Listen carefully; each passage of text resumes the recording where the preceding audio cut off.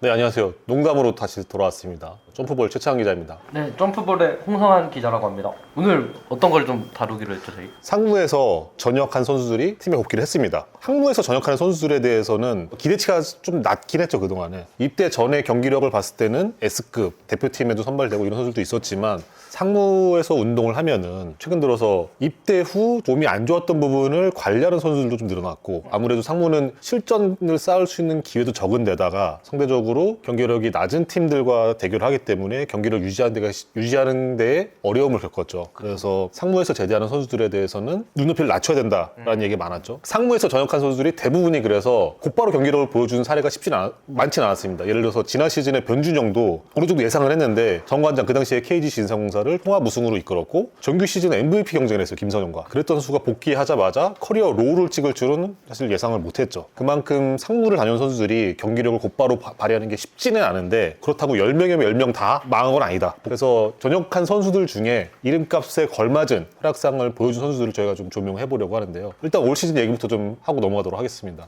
네, 그래서 일단 올 시즌 좀 들어온 10명의 선수들이 있는데요. 이제 쭉 읽어드리면 양홍석, 윤원상, 삼성의 신동엽, KT의 김준환, 현대모비스 김태환, DB의 이준희, 인승찬, 가스공사 최주영, 그리고 손호의 조재우, 안정욱, 이렇게 10명이 지금 예비하게 들어왔는데, 여기서 일단 좀 로테이션에 좀 바로 들어갈 만한 멤버가, 뭐 양홍석 선수는 뭐 사실 알려져 있듯 국가대표 포워드였고, 또 윤원상, 신동엽 선수도 사실 로테이션에 가장 좀 힘이 될 수 있는 자원들이잖아요.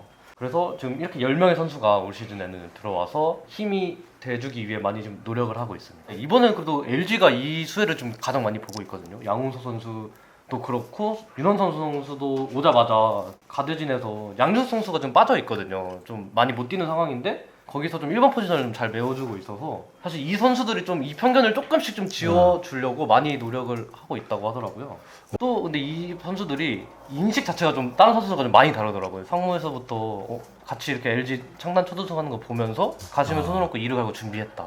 좀 이 편견을 좀 깨려고 자신들이 이제 퍼즐이 되겠다, 하나의 팀에 맞추면서 그냥 이런 식으로 많이 좀 준비를 한 게 바로 좀 경기력으로 드러나고 있는 것 같아서 되게 좀 보기 좋더라고요. 딱 LG가 좀 잘 될 수밖에 없는 이유가 여기서 좀 더 해지고 있는 것 같아요. 최근 창원 2연전 홍성환 기자가 출장 다녀왔는데 양홍석 경기력은 좀 어땠나요? 마음고생을 많이 한 것처럼 많이 보였어요. 역전 3점슛 딱 하고 이제 인터뷰실에 들어왔는데도 워낙 또 받고 있는 기대치가 있잖아요. 분명히 욕심도 있을 거고 선수라면 오히려 많이 내려놨더라고요. 그래서 욕심이 그래도 있을 것 같은데 어떠냐고 이제 물어봤는데 하나도 없다고. 자기는 어쨌든 팀의 중심은 지금 뭐 타마요 마레이니까 자기가 거기에 다 맞추겠다. 그래서 좀 시즌 중반에 합류해서 당장 막 뭘 보여주기가 쉽지 않은 환경임에도 그래도 세 경기에서도 11점 넣어주면서 이제 타마요가 부진했을 때 좀 메꿔줄 수 있는 그런 자원을 찾은 것만으로도 사실 지금 큰 도움이 되고 있어서 기대해도 좋을 것 같아요. 양수 선수와 윤현석 선수는 좀 이 편견을 깰 수 있는 선수들이지 않을까. 그래서 여러분들이 잊고 있는 뭐 예전 얘기를 좀 말씀드리자면은 대부분의 그 상무에서 전역한 선수들이 팀에 곧바로 녹아들지 못했던 이유 중에 하나가, 지금은 그래도 군 복무 기간이 짧아져서 시즌 초에 바로 합류가 가능하잖아요. 10월 내지는 11월. 근데 이 라떼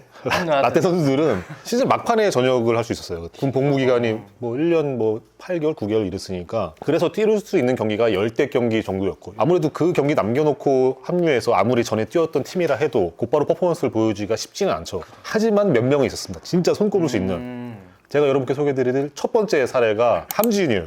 요새 함지윤 얘기 저희가 많이 하고 있는데 많이 다뤄야 된다, 함지윤. 지금 다른 달 얼마 안 남았어요, 이제. 근데 제가 이 주제로 얘기했을 때 제일 첫 번째로 생각난 선수가 함지윤이었거든요. 함지윤 선수가 11, 12 시즌 때 전역을 했거든요. 그때가 딱 방금 얘기했다시피 딱 11경기 뛰었는데 11경기를 평균 36분을 넘게 뛰었어요. 이게 뭐 표본은 적지만 함지윤이 지금까지 특정 시즌에 치른 가장 많은 출전 시간이었고, 두 경기 빼고는 다 두 자리 득점을 하고 평균 6개의 리바운드, 4개의 어시스트 이상을 다 기록을 했어요. 수치적으로도 굉장히 잘 나왔을 뿐더러 그 당시 현대모비스가 복귀 전 19승 24패 6이었어요. 승률이 5할도 안 되는데 함지훈 복귀 후 11경기를 같이 했잖아요. 거기서 10승 1패를 했어요.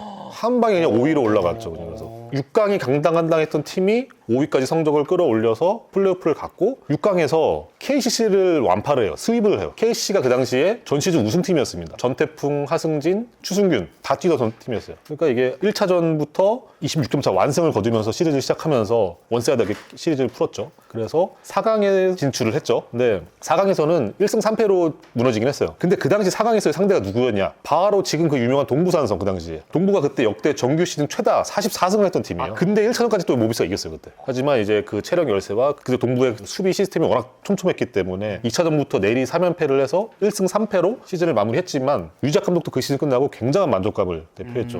6강이 지금 불투명한 상황에서 4강까지 올랐으니까요. 특히나 6강에서 어려운 상대를 만났음에도 4강까지 올라갔던 거에 대해서 만족을 한다. 이렇게 시즌 끝나고 얘기를 한 적이 했었거든요. 근데 또 현대모비스가 붙었던 동부에도 전적 선수가 있었어요. 이광재 맞아, 이광재 그때. 이광재가 군대 동기거든요, 우리 또. 이광재도 그때 정규 시즌 때 경기력이 굉장히 좋았어요. 제대 후 11경기에서 평균 11.8점. 근데 이게 우픈 얘기인데 표본이 적다고는 해도 이 11경기에서 11.8점이 이광재의 커리어 하이예요, 이게.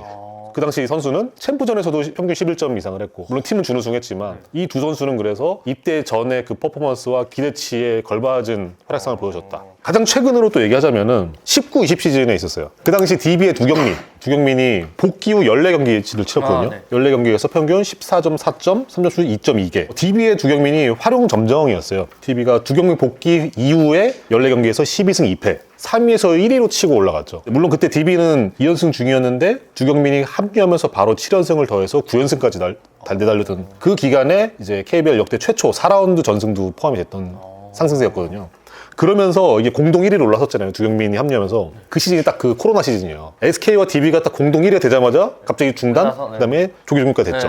그래서 결국에 두 팀의 공동 우승으로 시즌이 끝났는데 이거에는 두경민의 마지막 그 활약상이 굉장히 컸다. 단독 우승이 공동 우승으로 바뀌었던 시즌인 거죠. 그리고 다음 시즌에 전역하는 좀 선수들을 라인업을 지켜보면은 자 11월 28일 전역 예정 선수 자 이우석, 신민석, 차민석, 송동훈, 안세영 이렇게 5명이 11월 28일 날 전역을 합니다. 여기서 이제 관건은 입대 전까지의 퍼포먼스와 이름값을 보면은 이우석이 저희가 앞서 언급한 이런 사례를 뒤를 이어야죠. 현대모비스가 다음 시즌 선수 구성이 어떻게 바뀔 수도 있고 외국 선수 그 제도도 바뀔 가능성은 있지만 어쨌든 이우석은 입대 전까지 현대모비스 국내 선수 중에 1옵션을 했던 선수고 그래서 이우석 선수가 어떻게 전역 후를 준비하느냐 그리고 최근에 또 화제가 됐던 차민석. 군대 있는 동안에 소속팀 바뀌는 게 직장인이면은 내 직장 다니다가 군대 있을 때 갑자기 바뀐 거야. 삼성에 대한 뭐 서운함 이런 것도 있을 테지만 그래도 그런 환경이 바뀌는 거 자체를 동기부여 삼아서 운동이나 개인의 이제 부족한 부분을 한 번 더 생각해 보고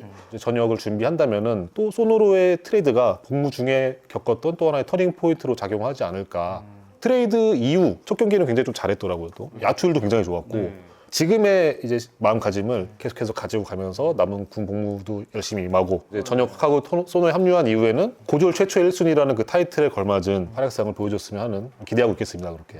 그래서 윤환 선수가 기자회견실에 나와서 이런 얘기도 하더라고요. 너무 인식이 사실 상무에 대한 안 좋으니까 지금 있는 뭐 민석 선수 둘이나 뭐 우 선수들도 다 되게 열심히 하려고 마음 먹고 있다. 좋게 봐줬으면 좋겠다라는 말도 하더라고요. 근데 어떻게 보면 이게 상무가 또 사실 운동선수에게만 오는 되게 좋은 특권 같은 거잖아요. 그 시간을 좀 후배들한테도 계속 이어줘야 되니까 이 상무 시스템을 이렇게 길을 터준다라는 좀 생각으로 다들 좀 열심히 하고 있다고 하니까 다 좋게 좀 봐주셨으면 좋겠다라고 이렇게 좀 강조 좀 해달라고 하시더라고요. 네, 일단 저희가 지금 다양한 얘기를 좀 해봤는데 상무에 전역한 선수들 제가 언급한 뭐 선수들 외에도 팬 여러분들도 기억에 남는 전역 후 파이어 했던 선수들이 좀 있으면 댓글로 같이 달아주시면 감사하겠습니다. 자 일단 저희는 또 다음에 또 재밌는 주제와 함께 동담 돌아오도록 하겠습니다. 감사합니다. 감사합니다.